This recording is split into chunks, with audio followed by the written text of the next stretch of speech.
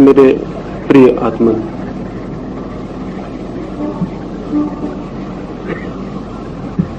एक छोटी सी कहानी से मैं आज की चर्चा प्रारंभ करना चाहूंगा।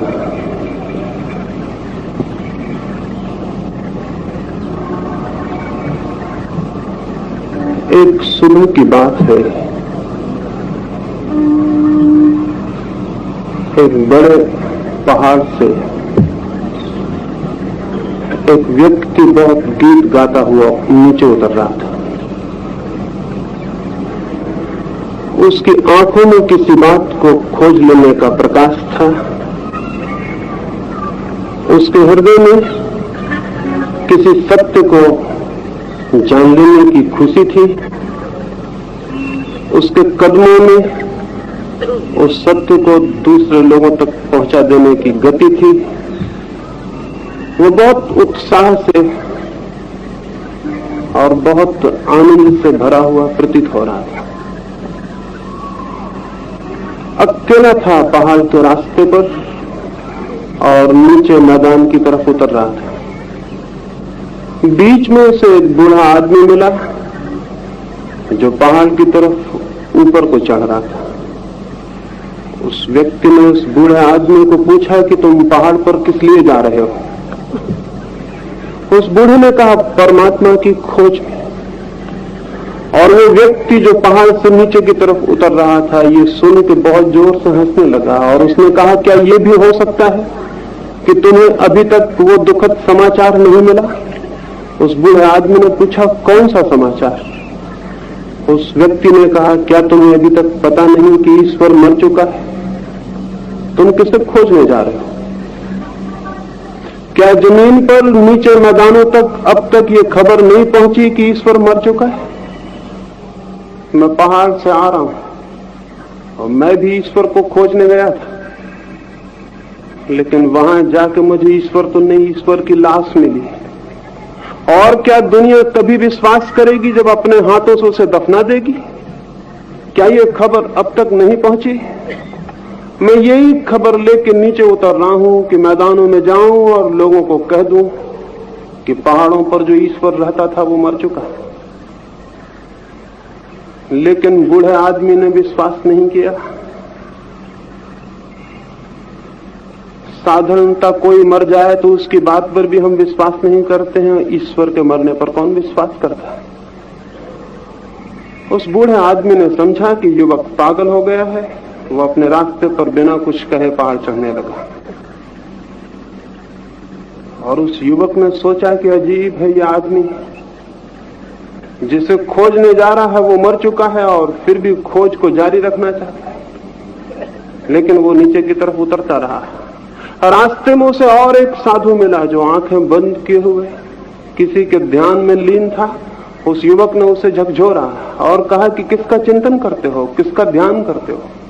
उसने कहा, परमात्मा का स्मरण कर रहा हूं। वो युवक हंसा और बोला कि मालूम होता है ये खबर ले जाने का दुखद काम मुझे ही करना पड़ेगा कि तुम जिसका ध्यान कर रहे हो बहुत समय हुआ मर चुका। अब उसके ध्यान करने से कुछ भी नहीं होगा, अब उसके स्मरण करने से कुछ भी नहीं होगा, और अब उसके गीत और प्रार्थनाएं कोई भी फल न लाएंगी,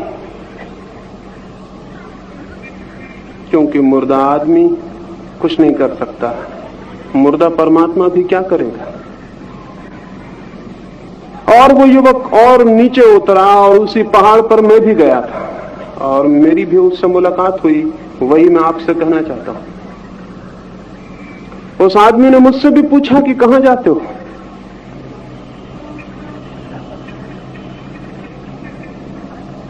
इसके पहले कि मैं उसको कोई उत्तर देता, मैंने भी उससे पूछा, तुम कहां जाते हो? उसने कहा, एक खबर मेरे पास है, उसे दुनिया को मुझे कहना। और उसने मुझसे कहा कि ईश्वर मर गया है, तुम्हें पता चला? मैंने उस आदमी को कहा कि मेरे पास भी एक खबर है और वो मुझे भी दुनिया को कहनी है। और क्या तुम्हें पता है कि जो ईश्वर मरा वो ईश्वर था ही नहीं? एक झूठा ईश्वर मर गया है। कुछ लोग उस झूठे ईश्वर के जिंदा होने के ख्याल में हैं और कुछ लोग उस झूठे ईश्वर के मर जाने के ख्याल में हैं। लेकिन जो सच्चा ईश्वर था वो अब भी है और हमेशा रहेगा। तो मैंने उससे कहा कि तुम एक खबर दुनिया को कहना चाहते हो और मैं भी एक खबर कहना चाहता हूं कि जो मर गया है वो सच्चा ईश्वर नहीं था। क्योंकि जो मर सकता है वो जीवित ही न रहा होगा। जीवन का मृत्यु से कोई भी संबंध नहीं। जहां जीवन है वहां मृत्यु नहीं है। और जहां मृत्यु हो जानना कि जीवन भ्रामक था और झूठा था, कल्पित था। मृत्यु ही सत्य थी। वो जो मरा हुआ है वही केवल मरता है। जो जीवित है उसके मरने की कोई संभावना नहीं है। जीवन के मर जाने से ज्यादा असंभव और कोई बात नहीं हो सकती। और ईश्वर तो समग्र जीवन का नाम है। वो आदमी दुनिया के कोने कोने में अपनी खबर कहता फिरता है। मुझको भी उसका पीछा करना पड़ रहा है। जहां वो जाता है वहां मुझे भी जाना पड़ता है। जरूर आपसे भी उसने ये बात आके कही होगी कि ईश्वर मर चुका है।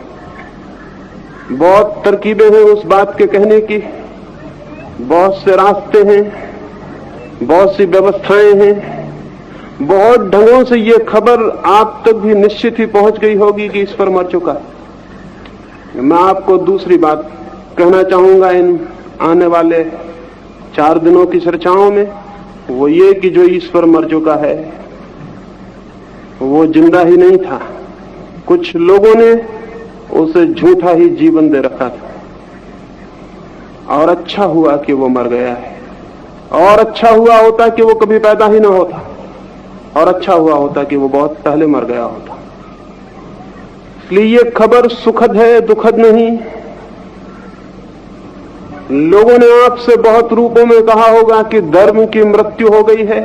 ये बहुत अच्छा हुआ है, क्योंकि जो धर्म मर सकता है वो मर ही जाना चाहिए। उसे जिंदा रखने की कोई जरूरत नहीं है। और जब तक झूठा धर्म जिंदा रहेगा और झूठा ईश्वर जीवित मालूम पड़ेगा, तब तक सच्चे ईश्वर को खोजना अत्यंत कठिन है। क्योंकि सच्चे ईश्वर और हमारे बीच में झूठे ईश्वर के अतिरिक्त और कोई भी नहीं खड़ा हुआ है। मनुष्य के और परमात्मा के बीच में एक झूठा परमात्मा खड़ा हुआ है। मनुष्य के और धर्म के बीच में अनेक झूठे धर्म खड़े हुए हैं। वे गिर जाएं, वे जल जाएं, वे नष्ट हो जाएं, तो मनुष्य की आंखें उसकी तरफ उठ सकती हैं जो कि सत्य है और परमात्मा है। कौन सा ईश्वर झूठा ईश्वर है? मंदिरों में जो पूजा जाता है वो ईश्वर झूठा है। वो इसलिए झूठा है कि उसका निर्माण मनुष्य ने किया है। मनुष्य ईश्वर को बनाए, इससे ज्यादा झूठी और कोई बात नहीं हो सकती। ईश्वर ने मनुष्य को बनाया होगा ये तो हो भी सकता है, लेकिन ये कैसे हो सकता है कि मनुष्य और ईश्वर को बना ले? लेकिन जितने प्रकार के मनुष्य हैं उतने ही प्रकार के ईश्वर हमने निर्मित कर लिए। और जितने प्रकार के मनुष्य हैं उतने ही प्रकार के मंदिर हैं, उतने ही प्रकार की मस्जिदें हैं, उतने ही प्रकार के गिरजाघर हैं और न मालूम क्या। हम सब ने मिलकर न मालूम कितने प्रकार के ईश्वर ईजाद कर लिए। ये ईश्वर निश्चित ही झूठे हैं। ईश्वर ईजाद नहीं किया जा सकता, इन्वेंट नहीं किया जा सकता। कोई उसे न तो पत्थर के द्वारा निर्मित कर सकता है और न शब्दों के द्वारा और न रंगों के द्वारा और न रेखाओं के द्वारा। क्योंकि जो भी हम निर्मित कर सकेंगे वो हमसे भी कच्चा और हमसे भी ज्यादा झूठा और हमसे भी ज्यादा क्षणभंगुर होगा। मनुष्य ईश्वर निर्मित नहीं कर सकता, लेकिन ईश्वर को उपलब्ध कर सकता है। मनुष्य ईश्वर की इजाद नहीं कर सकता, लेकिन ईश्वर का आविष्कार कर सकता है। इन्वेंट तो नहीं कर सकता, डिस्कवर कर सकता है। मनुष्य ने जितने भी ईश्वर इजाद किए हैं वो सब झूठे हैं, और इन्हीं ईश्वरों के कारण, इन्हीं धर्मों, रिलीजन्स के कारण, रिलीजन धर्म का दुनिया में कहीं कोई पता भी नहीं मिलता है।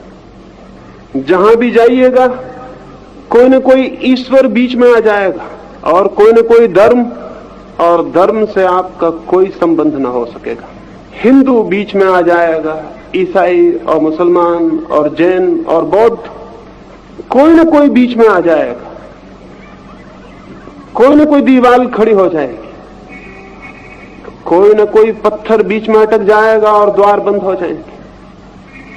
और ये द्वार परमात्मा से तो मनुष्य को तोड़ते ही हैं, मनुष्य को भी मनुष्य तोड़ देते हैं। मनुष्य को अलग करने वाला कौन है? एक मनुष्य और दूसरे मनुष्य के बीच कौन सी दीवारें? पत्थर की, मकानों की? नहीं, मंदिरों की, मस्जिदों की, धर्मों की, शास्त्रों की, विचारों की। वे दीवारें हैं जो एक एक मनुष्य को दूसरे मनुष्य से अलग किए हुए। और स्मरण रहे कि जो दीवारें मनुष्य और मनुष्य को ही दूर कर देती हों, वे दीवारें मनुष्य को परमात्मा से कैसे मिलने देंगी? ये असंभव है, ये असंभव है। अगर मैं आपसे दूर हो जाता हूं तो ये कैसे संभव है कि जो चीज मुझे आपसे दूर कर देती हो वो मुझे उससे जोड़ दे जो कि सबका नाम? ये संभव नहीं है। लेकिन इसी तरह का ईश्वर, इसी तरह का धर्म हजारों हजारों वर्षों से मनुष्य के मन पर छाया हुआ है। और यही कारण है कि 5-6 हजार वर्षों के निरंतर चिंतन, मनन और ध्यान के बाद जीवन में धर्म का कोई अवतरण नहीं हो सका। एक फॉल्स रिलीजन, एक मिथ्या धर्म हमारे और धर्म के बीच में खड़ा हुआ है। नास्तिक नहीं धर्म को रोक रहे हैं, और न वैज्ञानिक रोक रहे हैं, और न भौतिकवादी रोक रहे हैं। रोक रहे हैं वे लोग जिन्होंने धर्मों की इजाद कर ली। और तब हम उन इजाद किए किसी न किसी धर्म की दीवार में आबद्ध हो जाते हैं, कारागृह में बंद हो जाते हैं, और हमारे चित्त परतंत्र हो जाते हैं, और उस स्वतंत्रता को खो देते हैं जो कि सत्य की खोज की पहली शर्त है।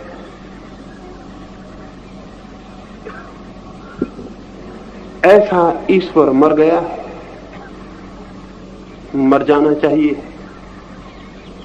न मरा हो तो जिन लोगों को भी ईश्वर से प्रेम है उन्हें सहायता करनी चाहिए कि वो मर जाए, उसे दफना दिया जाना चाहिए। अगर समय रहते ये न हो सका तो सच्चे धर्म के अभाव में मनुष्य जाति का क्या होगा ये कहना बहुत कठिन है, और बहुत दुर्भाग्यपूर्ण भी है वो घोषणा करनी। और उस दिन की कल्पना भी मन को कपाने वाली है। आज भी मनुष्य का क्या हो गया है? आज भी मनुष्य क्या है? अगर पशु पक्षियों में होश होगा तो वह आदमी को देख के जरूर हंसते होंगे, उन्हें हंसी आती होगी।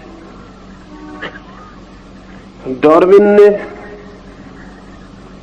कुछ वर्षों पहले लोगों को समझाया कि मनुष्य जो है वो बंदर का विकास है, लेकिन एक बंदर ने मुझे बताया है कि मनुष्य जो है वो बंदर का पतन है।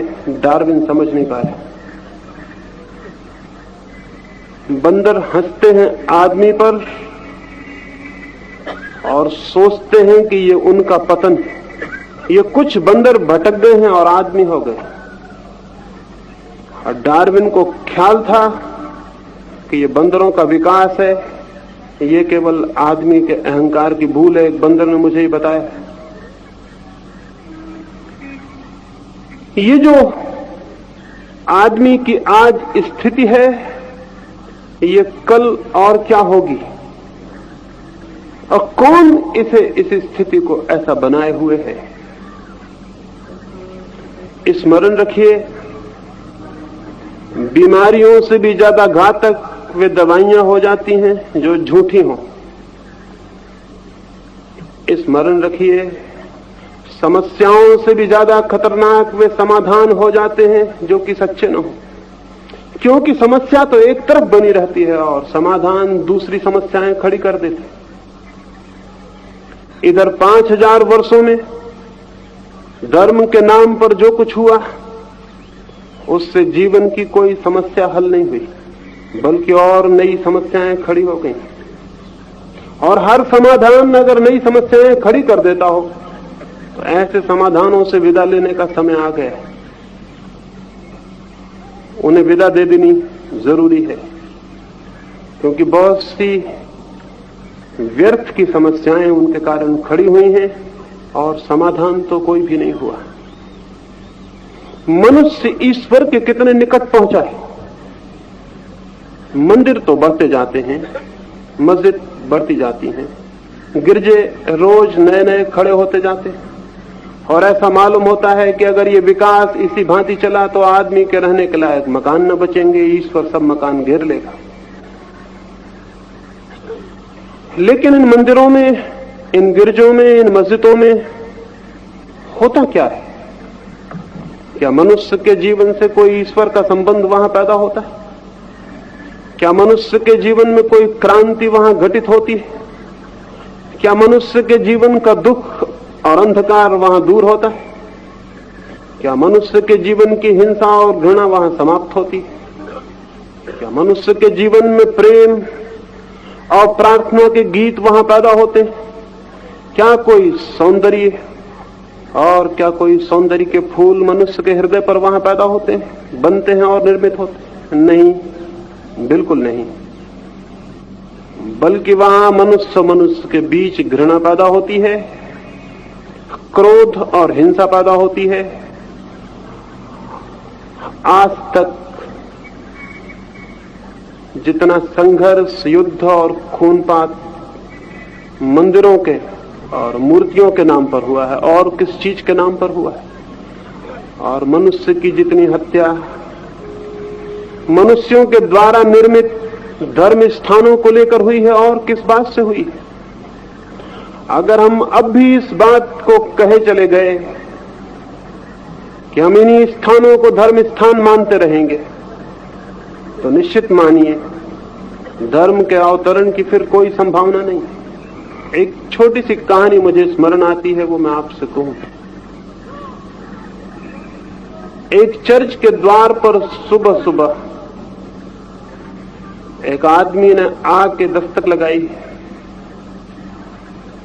मैं तो उसे आदमी कह रहा हूं, लेकिन चर्च में जो लोग रहते थे वो उसे आदमी नहीं समझते थे, क्योंकि मंदिरों ने आदमियों और आदमियों में फर्क पैदा कर रखा है। वह आदमी काले रंग का था और जिनका मंदिर था और जिनका परमात्मा था वो सफेद रंग के लोग थे। उस मंदिर के पुरोहित ने उस काले आदमी को कहा, यहां कैसे आए? उसने कहा, मैं परमात्मा की खोज में आया हूं। उस पुरोहित ने उसे नीचे से ऊपर तक देखा, काला आदमी और सफेद आदमियों के परमात्मा के मंदिर में आए, ये बिल्कुल समझ में आने वाली बात नहीं। लेकिन पुराने दिन होते तो उसने तलवार निकाली होती और उसे कहा होता, यहां से हट जाओ, तुम्हारी छाया पड़नी भी खतरनाक है। लेकिन दिन बदल गए और भाषाएं बदल गईं। उस पुरोहित ने बहुत प्रेम से कहा और कहा, मेरे भाई, मंदिर में आने से क्या होगा? जब तक तुम्हारा हृदय शांत ना हो और तुम्हारा मन विकारों से मुक्त ना हो, तब तक मंदिर में आके क्या करोगे? परमात्मा तो केवल उन्हें मिलता है जिनके हृदय शांत होते हैं और विकार से मुक्त होते हैं। तो तुम जाओ, पहले हृदय को पवित्र करो, फिर आना। उस पुरोहित ने सोचा होगा, न होगा हृदय पवित्र और न ये वापस आएगा। लेकिन ये बात उसने सफेद चमड़ी के लोगों से कभी भी नहीं कही थी। ये तो इस आदमी को इस मंदिर से दूर रखने का उपाय था। वो काला आदमी चला गया। कई महीनों के बाद रास्ते के चौराहे पर उस पुरोहित को वो दिखाई पड़ा। वो बहुत मगन, बहुत आनंदित और उसकी आंखों में कोई रोशनी झलकती थी। उस पुरोहित ने पूछा कि तुम दोबारा नहीं आए? उसने कहा कि मैं क्या करता, मैंने मन को पवित्र करने की कोशिश की, मुझसे जो बन पड़ता था वो मैंने किया, मैं शांत हुआ, मैंने एकांत खोजा, और एक दिन रात परमात्मा ने मुझे सपने में दर्शन दिए और उसने कहा कि तू किस लिए पवित्र होने की कोशिश कर रहा? मैंने उससे कहा कि वो जो मंदिर है हमारे गांव में, वो जो चर्च है, मैं उसमें प्रवेश पाना चाहता हूं। और उसके पुरोहित ने कहा है पहले पवित्र हो जाओ, तब आने के लिए द्वार खुल सकेगा। परमात्मा ये सुन के हंसने लगा और उसने कहा तू बिल्कुल पागल है, कोशिश छोड़ दे। 10 साल से मैं खुद ही उस चर्च में घुसने की कोशिश कर रहा हूं, वो पुजारी मुझे घुसने ही नहीं देते। मैं खुद ही सफल नहीं हो सका हूं और निराश हो गया हूं, तू भी वहां प्रवेश नहीं पा सकेगा। और ये बात एक मंदिर के बाबत नहीं, सभी मंदिरों के बाबत है। और ये बात एक पुजारी के संबंध में नहीं, सभी पुजारियों के संबंध में है। जहां भी मंदिर हैं और जहां भी पुजारी हैं, वहां उन्होंने परमात्मा को कभी प्रवेश नहीं पाने दिया और न वे पाने देंगे, क्योंकि परमात्मा और पुजारी दोनों एक साथ नहीं चल सकते। परमात्मा प्रेम है, पुजारी व्यवसाय।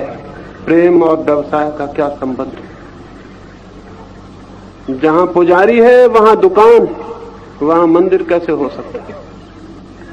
लेकिन अपनी उन दुकानों को उन्होंने मंदिर बना रखा है और उन दुकानों के ग्राहकों को दूसरी दुकानों के खिलाफ बहुत घृणा से भर रखा है, ताकि वे उनकी दुकानों को छोड़ के दूसरी दुकानों पर न चले जाएं। इसलिए एक मंदिर दूसरे मंदिर के विरोध में, और एक मंदिर का परमात्मा दूसरे मंदिर के परमात्मा के विरोध में। क्या ये धर्म की स्थिति है?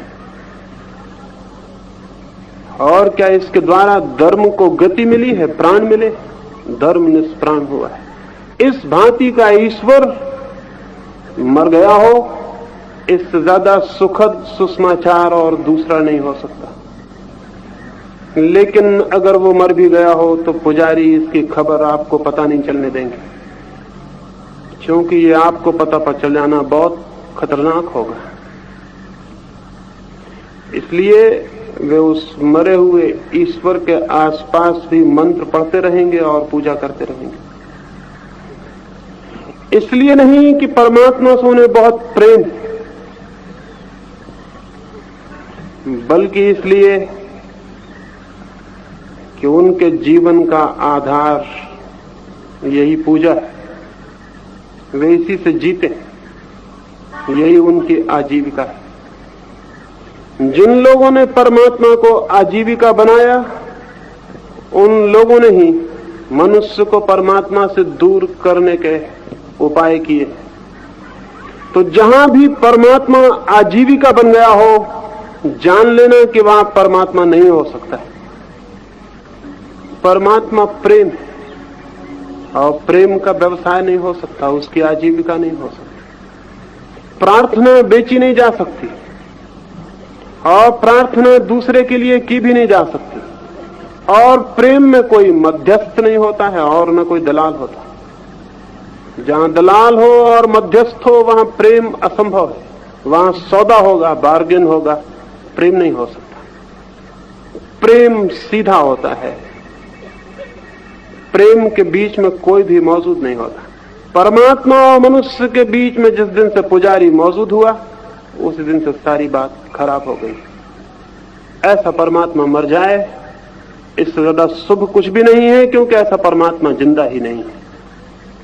और इसकी मृत्यु से उस परमात्मा के जीवन की तरफ हमारी आंखें उठनी शुरू होंगी, जो कि वस्तुतः जीवन है, महाजीवन है, परम जीवन है। हिंदू, मुसलमान, ईसाई और जैन और बौद्ध और इस तरह के सभी नाम दुनिया से विदा होने चाहिए, तो दुनिया में धर्म का जन्म हो सकता है।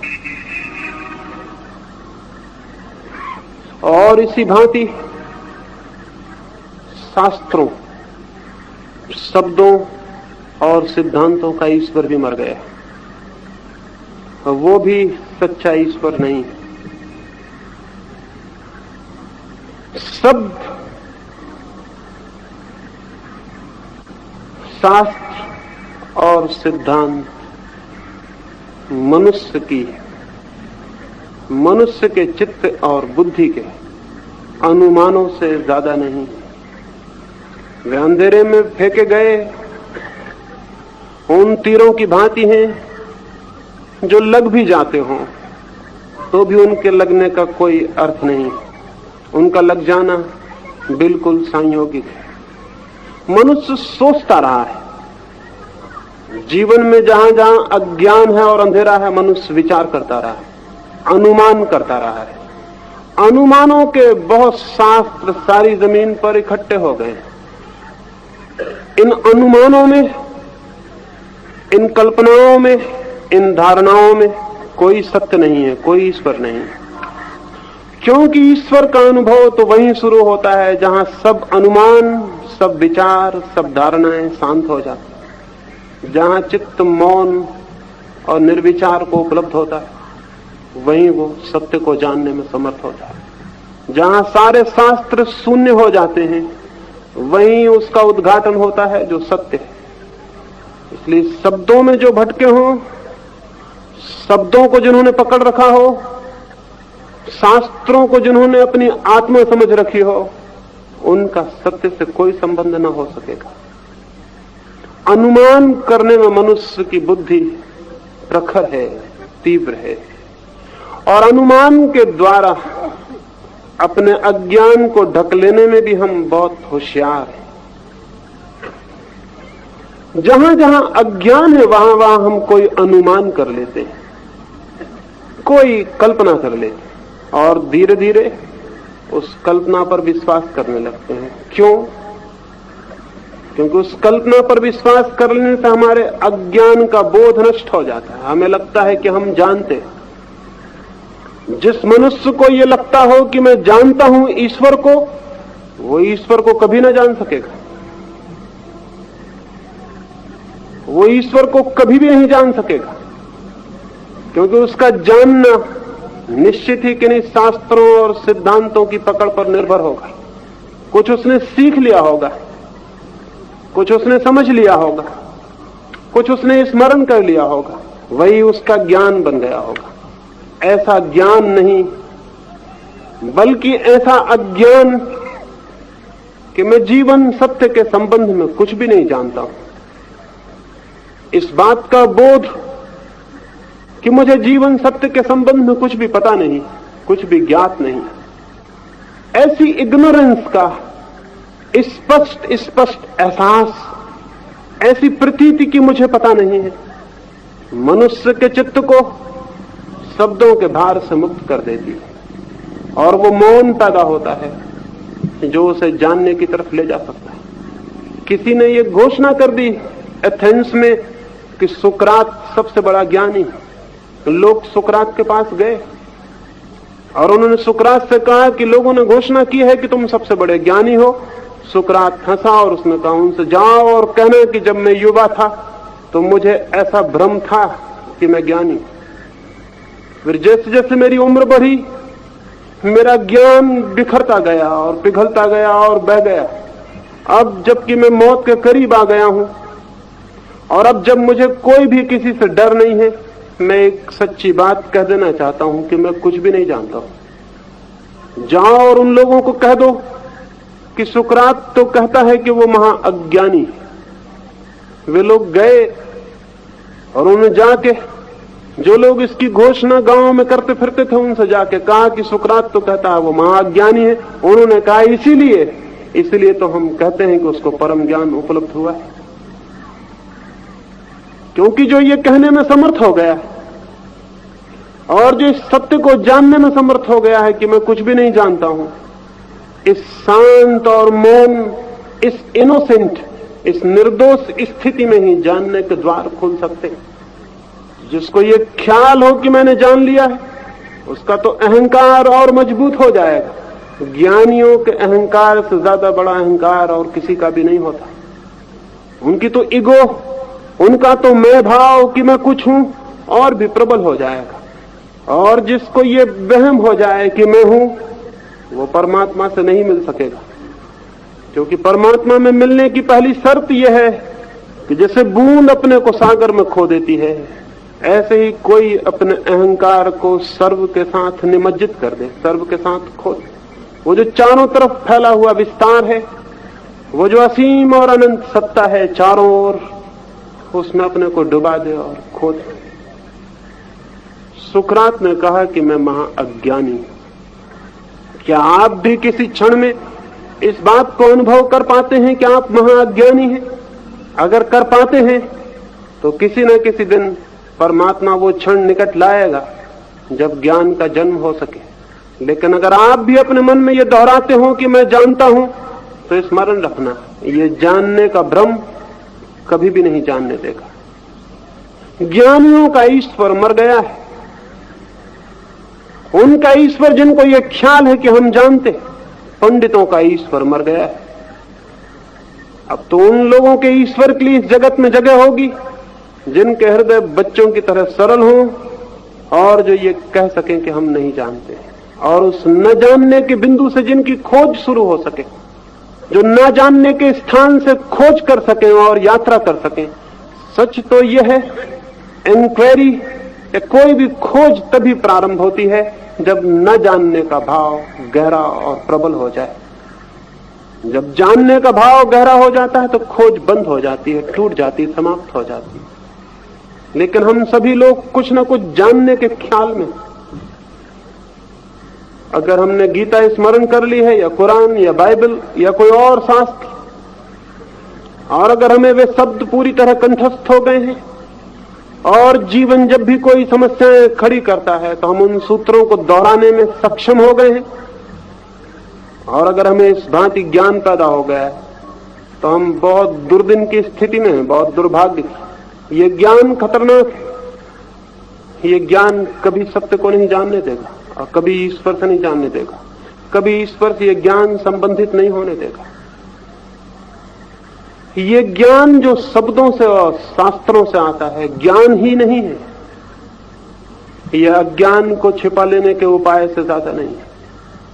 हाँ, ये हो सकता है इस अज्ञान में भी कभी कभी कोई तीर लग जाता हो कहीं ठीक जगह, ये हो सकता है। कभी कभी तो पागल भी ठीक उत्तर दे देते हैं, और कभी कभी तो अनुमान भी अंधेरे में सच्चाइयां साबित हो जाती हैं। लेकिन उन पर कोई जीवन खड़ा नहीं हो सकता। मैंने सुना है एक गांव में एक स्कूल के निरीक्षण के लिए एक इंस्पेक्टर आया। खबर उसके पहले ही गांव में आ गई थी कि उस इंस्पेक्टर का दिमाग खराब हो गया।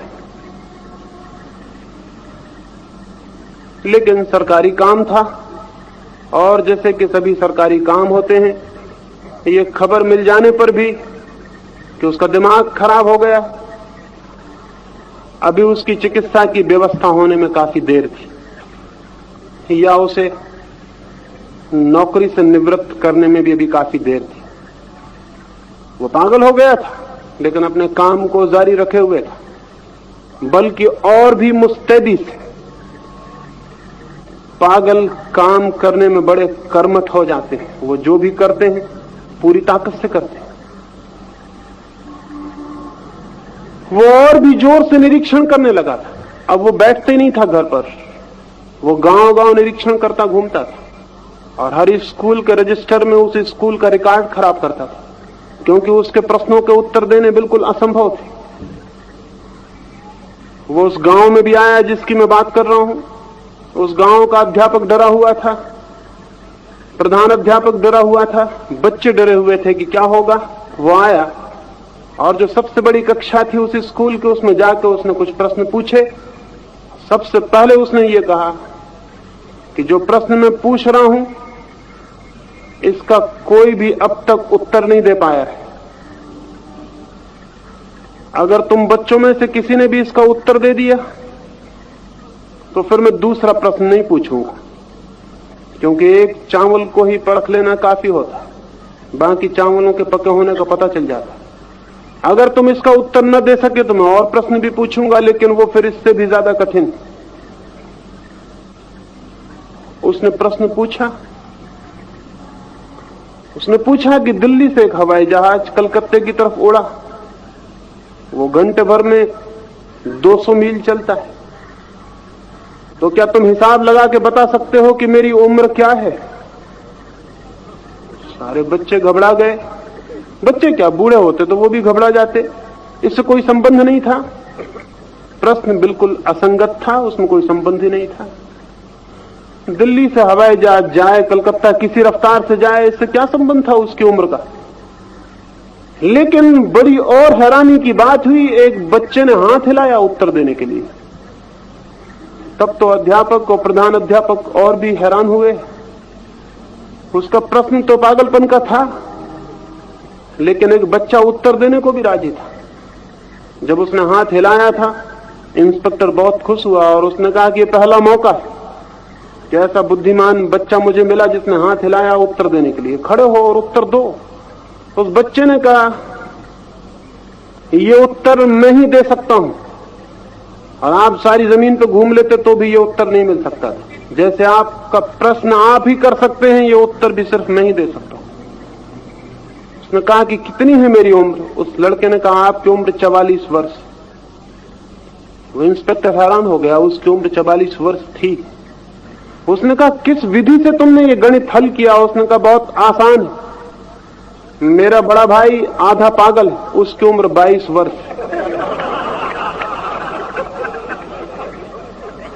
तो बिल्कुल ही आसान सवाल है। आपकी उम्र 44 वर्ष होनी ही चाहिए। ये ईश्वर के संबंध में, आत्माओं के संबंध में, परलोक, स्वर्ग और नरक और मोक्ष के संबंध में जो प्रश्न पूछे गए हैं, वो इस पागल के प्रश्न से भी ज्यादा असंगत है।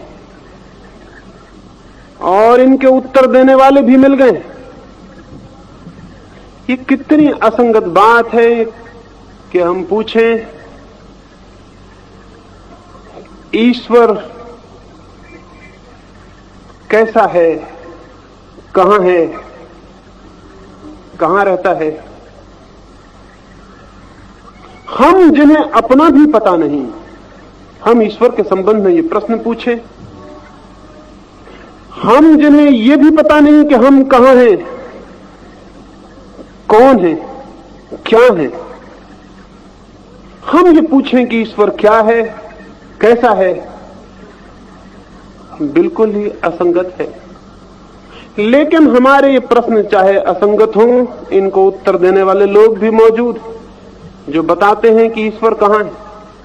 उन्होंने नक्शे भी बनाए हैं और उन्होंने किताबें भी छापी और उसमें उसका सब पता ठिकाना दिया हुआ है। पुराने जमाने में फोन नंबर नहीं होते थे, इसलिए उन्होंने नहीं लिखा। अगर वो आप फिर से नए संस्करण निकालेंगे अपनी किताबों के, तो उसमें फोन नंबर भी होगा, और फिर वहां जाने की भी बहुत जरूरत नहीं है, आप घर से ही बात भी कर ले सकते हैं। उन्होंने फासले तक बताए हैं, स्वर्ग के रास्ते और नरक के रास्ते बनाए हैं और नक्शे बनाए हैं, और मंदिरों में वो नक्शे टंगे हुए हैं। किनने?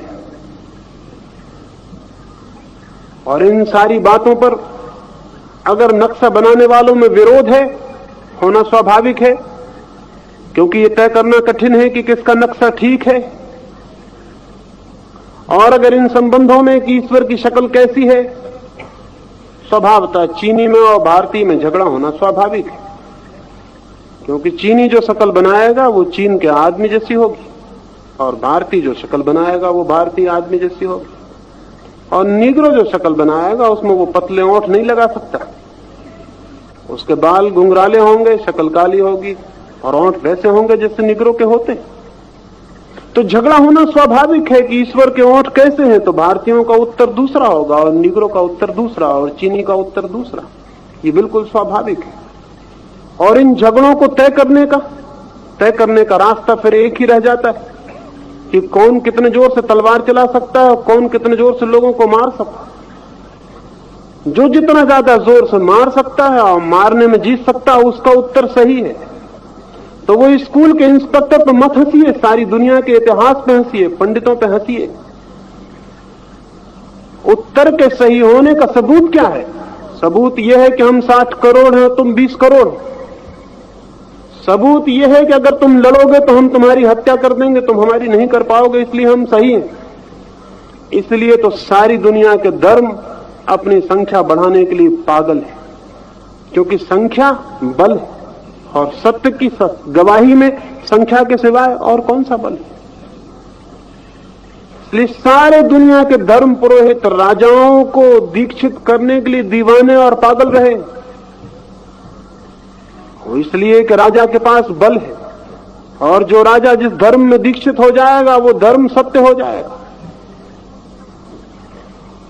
और लड़के जो लोग ये तय करना चाहते हो कि कुरान सही है कि बाइबल के गीता, उनसे ज्यादा पागल और कौन होगा। लड़के जो ये तय करना चाहते हो कि कौन सही है, लड़ाई क्या किसी बात की सच्चाई का सबूत है, या कि जीत जाना कोई सच्चाई का सबूत है। लेकिन इन उत्तरों के जो कि भिन्न भिन्न होने स्वाभाविक हैं, क्योंकि वो मनुष्य की कल्पना से निकले और मनुष्य के अपने अनुभव से निकले। अगर आप तिब्बतियों से पूछें कि नरक में क्या है, तो वो कहेंगे नरक में बहुत ठंड है, बहुत शीत है, क्योंकि तिब्बत ठंड से परेशान है, शीत से परेशान है। तो जो तिब्बत में पाप करते हैं उनको और ठंडी जगह में भेजना बिल्कुल स्वाभाविक है। ये बिल्कुल अनुभव की बात है कि उनको और ठंडी जगह में भेज दो जो पाप करते हैं। लेकिन भारतीयों से पूछिए कि तुम्हारा नरक कैसा है, तो वहां पे आग की लपटें जल रही हैं, कढ़ाए जल रहे हैं, और उन कढ़ाओं में जलते हुए कढ़ाओं में लोगों को डाला जा रहा है, क्योंकि हम गर्मी से परेशान हैं, सूरज तप रहा है। तो हमारा नरक गर्म होगा, ये बिल्कुल स्वाभाविक है। ये हमारा अनुमान बिल्कुल स्वाभाविक है। हम अपने पापी को ठंडी जगह नहीं भेज सकते, ठंडी जगह तो हम अपने मिनिस्टरों को भेजते हैं, ठंडी जगह तो हम अपनी राजधानियां बदलते हैं। पापियों को ठंडी जगह भेजेंगे तब तो बड़ा गड़बड़ हो जाएगा। पापियों को हम गर्म जगह भेजेंगे। यह हमारी कामना गर्म जगह भेजने की, उनको सताने की, हमारे नरक का निर्माण बन जाता है, नरक हमारा गर्म हो जाता है। यह हमारा अनुमान है। इस अनुमान से नरक के होने का न पता चलता है कि वो गर्म है या ठंडा, या है भी या नहीं। इससे केवल एक बात पता चलती है कि किस कौम ने और किस तरह के लोगों ने ये कल्पना की। तो हमारे शास्त्र ये नहीं बताते कि सत्य कैसा है, हमारे शास्त्र ये बताते हैं कि उनको बनाने वाले लोग कैसे हैं। हमारी कल्पनाएं सत्य के संबंध में ये नहीं बताती कि सत्य कैसा है।